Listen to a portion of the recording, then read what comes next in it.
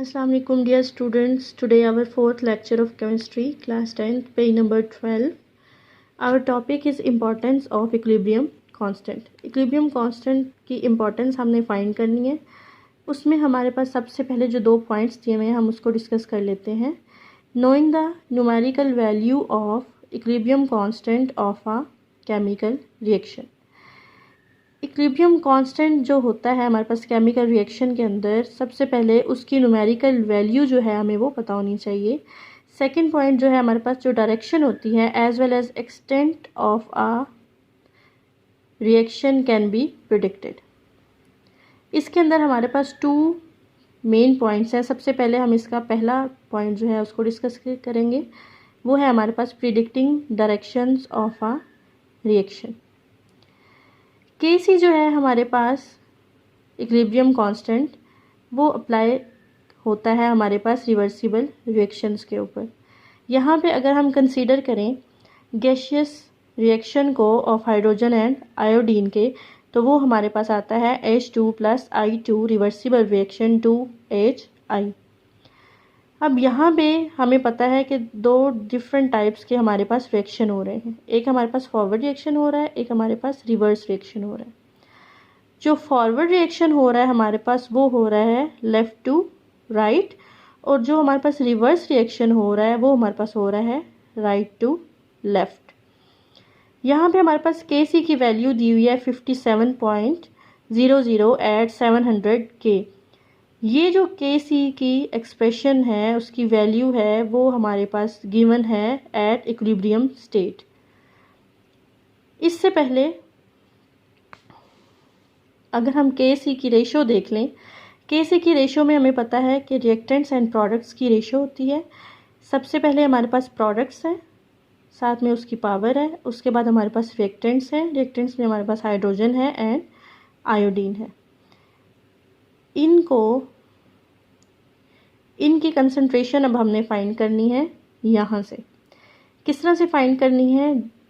ये हमारे पास forward reaction है और रिवर्स रिएक्शन है.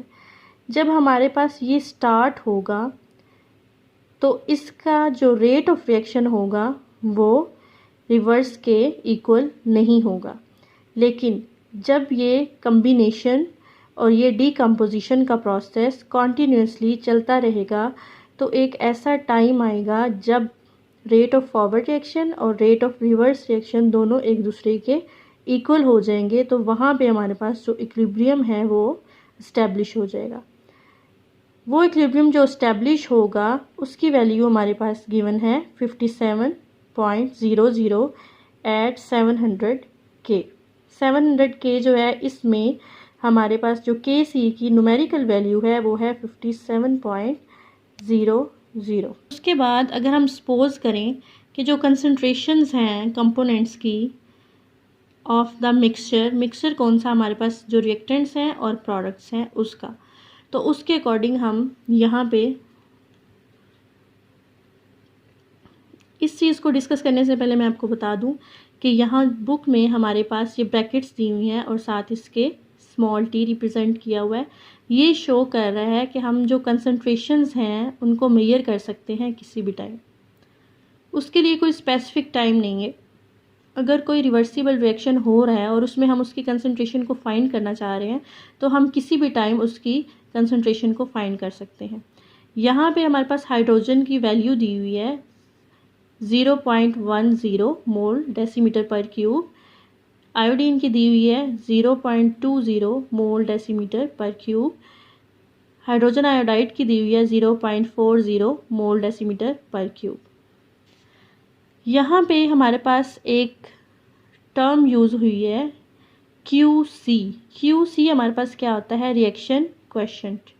रिएक्शन क्वेश्चन जो होता है इसको हम किस तरह से फाइंड कर सकते हैं?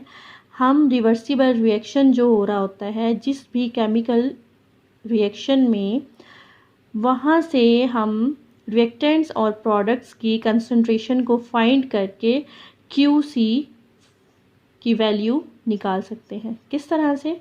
हमारे पास रिएक्शन है जिसमें हमने हाइड्रोजन एंड आयोडीन को कंबाइन किया था दोनों के कम्बिनेशन से हमारे पास हाइड्रोजन आयोडाइड बना था। इसको हम अगर रेशियो की फॉर्म में लिखें QC is equal to hydrogen iodide over hydrogen and iodine.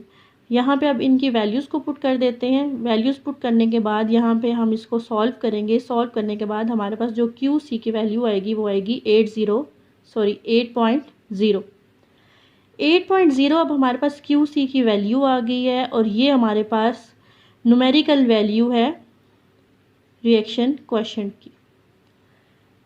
As a numerical value of QC reaction quotient वो है हमारे पास 8.0, जो कि लेस देन है हमारे पास KC के वैल्यू के, जो कि हमारे पास क्या थी 57.0। इसमें क्या होगा कि जो रिएक्शन होगा उसमें इक्विलिब्रियम प्रेजेंट नहीं होगा। इक्विलिब्रियम एस्टेब्लिश क्यों नहीं होगा? क्योंकि इसमें इन दोनों की वैल्यूज़ जो है उनमें डिफरेंस है।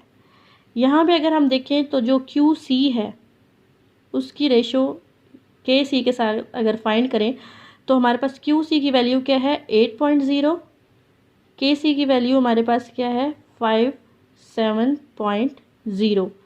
ये हमारे पास क्या होगा फॉरवर्ड रिएक्शन। किस तरह से फॉरवर्ड रिएक्शन होगा? फॉर एग्ज़ाम्पल हमने एक रिएक्शन जो है वो स्टार्ट किया है 6 o'clock।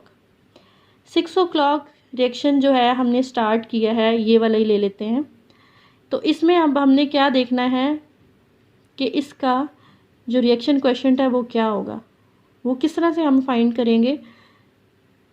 हमने 6 o'clock रिएक्शन को स्टार्ट किया, आफ्टर 15 मिनट्स हम फाइंड करना चाहते हैं तो हम उसको फाइंड करेंगे। फाइंड करने के बाद अगर उसकी वैल्यू हमारे पास लेस देन आती है KC के, तो हम कह सकते हैं कि वो हमारे पास फॉरवर्ड रिएक्शन है। फॉरवर्ड रिएक्शन किस तरह से है? क्योंकि उसमें जो हमारे पास रिएक्शन क्वोशिएंट की वैल्यू है वो हमारे पास लेस आई है एज़ कम्पेयर टू KC। इसका क्या मतलब होगा कि जो रिएक्टेंट्स हैं वो अभी कम्प्लीटली प्रोडक्ट्स में कन्वर्ट नहीं हुए, इसलिए अभी तक वो फॉरवर्ड रिएक्शन है, रिवर्स में नहीं गया। इस टर्म को अंडरस्टैंड हमने कर लिया।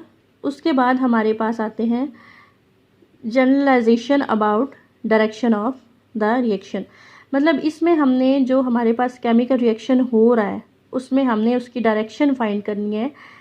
किस तरह से कर सकते हैं, और हमने ये स्टडी करना है कि जो KC है वो किस तरह से हमारी हेल्प करता है डायरेक्शन को फाइंड करने के लिए। किसकी डायरेक्शन? रिएक्शन की। कोई भी केमिकल रिएक्शन हो रहा है, हमने पहले पढ़ा है कि ये अप्लाई किस पे हुआ है, रिवर्सिबल रिएक्शन के ऊपर। तो रिवर्सिबल रिएक्शन जो है पहले फॉरवर्ड होता है, बाद में रिवर्स होता है, लेकिन हमें नहीं पता कि वो किस टाइम पे फॉरवर्ड है, किस टाइम पे रिवर्स है। हमने उसकी डायरेक्शन को फाइंड करना है with the help of KC।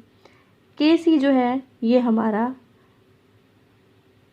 Equilibrium constant है और ये हेल्प करेगा हमें फाइंड करने में डायरेक्शन को। इसके 3 डिफरेंट पॉइंट्स हैं। सबसे पहला जो पॉइंट है, अगर QC है वो लेस देन होगा KC के, तो इट मीन्स वहाँ पे फॉरवर्ड डायरेक्शन प्रेजेंट है। जो रिएक्शन है वो वहाँ पे लेफ़्ट टू राइट मूव कर रहा है। सेकंड हमारे पास क्या है, अगर हमारे पास QC जो है वो ग्रेटर देन होगा KC के, तो वहाँ पे जो रिएक्शन हो रहा होगा वो रिवर्स डायरेक्शन में होगा और स्टार्ट कहाँ से होगा, राइट टू लेफ़्ट।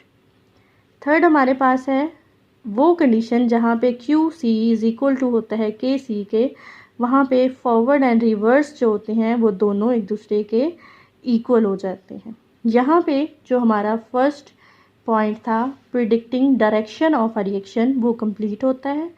सेकंड हमारा स्टार्ट होता है predicting extent of a reaction. Extent का क्या मतलब है कि इसमें हमने देखना है कि rate of reactants and rate of products.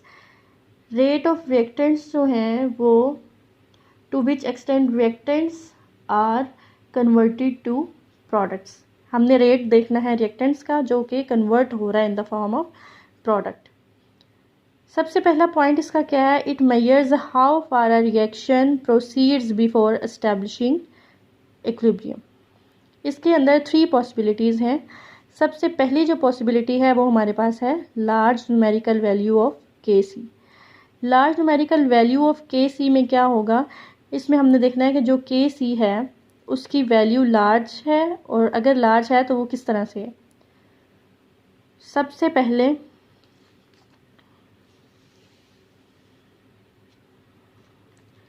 Reaction mixture consists of almost all products and reactants are negligible। इसमें जो ये रिएक्शन मिक्सचर है, इसमें हम क्या पढ़ेंगे, हमारे पास रिएक्टेंट्स और प्रोडक्ट्स दोनों आ जाएंगे रिएक्शन मिक्सचर के अंदर। वो कंसिस्ट करते हैं almost all products and reactants are negligible. इसकी एग्जांपल में उन्होंने कहा हुआ है कि ऑक्सीडेशन ऑफ कार्बन मोनोऑक्साइड होती है, ऑक्सीडेशन होती है कार्बन मोनोऑक्साइड की, और कंप्लीशन होती है एट 1000 K। कार्बन मोनोऑक्साइड है प्लस ऑक्सीजन है, इसकी ऑक्सीडेशन होती है हमारे पास, और हमारे पास जो Kc की वैल्यू आ रही है वो आ रही है 2.2 10⁻22। अब ये हमारे पास 10⁻22 जो है हमारे पास 10 की पावर आई है। एक तो वैसे लार्ज है, दूसरा हमारे पास प्लस की फॉर्म में है। इट मीन्स कि ये हमारे पास लार्ज न्यूमेरिकल वैल्यू है ऑफ Kc। क्लियर। उसके बाद हमारे पास आता है सेकंड पॉइंट। सेकंड हमारे पास क्या होगा, small numerical value of Kc। यहाँ पे हमारे पास जो इक्विलिब्रियम है वो इस्टेब्लिश होगा with a very small conversion of reactants and products. मतलब कि अभी रिएक्शन स्टार्ट ही हुआ है, अभी मुकम्मल कन्वर्ट नहीं हुआ प्रोडक्ट्स में, और जो इक्विलिब्रियम है वो इस्टेब्लिश हो गया है। इसमें ये एग्जांपल दी हुई है। एग्जांपल से पहले मैं बता दूं कि ये रिएक्शन जो है ये कंप्लीट नहीं होता। अमोनिया हमारे पास मैक्सिमम है और नाइट्रोजन एंड हाइड्रोजन जो है निग्लिजिबल है। इसमें जो Kc की वैल्यू है हमारे पास वो है 3.0 10⁻⁹। अब ये हमारे पास 10 की पावर तो आई है लेकिन माइनस में आई है। इट मीन्स कि ये हमारे पास स्मॉल न्यूमेरिकल वैल्यू है ऑफ Kc। इसके बाद लास्ट जो हमारा पॉइंट है वो है हमारे पास numerical value of Kc is neither small nor large. इसमें जो फर्स्ट हमारे पास पॉइंट है वो है, यहाँ पे जो रिएक्टेंट्स होते हैं और प्रोडक्ट्स की अमाउंट होती है वो कंपैरेबल होती है एट इक्विलिब्रियम पोजीशन। जब इक्विलिब्रियम पोजीशन होती है तो उसमें जो amount of reactants and amount of products होती है वो कंपैरेबल होती है। इसकी एग्जांपल में अगर हम देखें तो N2O4 रिवर्सिबल रिएक्शन 2NO3। अब यहाँ पे रिएक्टेंट्स और यहाँ पे प्रोडक्ट्स दोनों जो हैं एक दूसरे के कंपैरेबल हैं एट द इक्विलिब्रियम पोजीशन। तो यहाँ पे हमारे पास जो Kc की वैल्यू होगी वो आएगी 0.211। यहाँ पे हमारा ये जो टॉपिक है इम्पॉर्टेंस ऑफ इक्विलिब्रियम कांस्टेंट वो एंड होता है। नेक्स्ट हमारा चैप्टर स्टार्ट होगा, वो इंशाल्लाह नेक्स्ट लेक्चर में डिस्कस करेंगे।